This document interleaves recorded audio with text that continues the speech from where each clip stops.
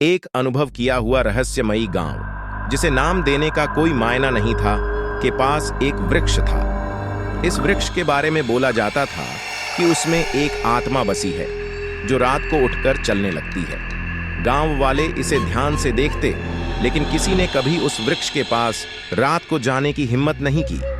एक दिन एक साहसी युवक ने अपने दोस्तों के साथ वृक्ष के पास जाने का निश्चय किया। वे रात के समय वृक्ष के पास पहुंचे और एक पुरानी बुराई से भरी हवा महसूस की। अचानक एक भयंकर आवाज सुनाई दी और उन्हें एक विचित्र रूप से साए में छुपे चेहरे ने देखा। वे भागने की कोशिश करने लगे, लेकिन उनकी राह रोक ली गई। उन्हें लगा जैसे कोई अदृश्य शक्ति उन्हें अपनी गुलामी में ले रही हो। सब एक भयंकर रहस्य के सामने थे।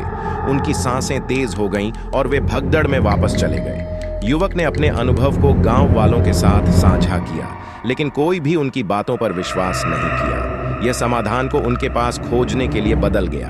वे वापस गए, लेकिन वह रात की घटना उनके दिमाग में बसी रही। एक दिन एक पुरानी पुस्तक के पन्नों में वृक्ष के रहस्य के बारे में जानकारी मिली। वह जाना कि वह वृक्ष एक जादूगर का था, जिसने अपनी आत्मा को उसमें स्थापित किया था।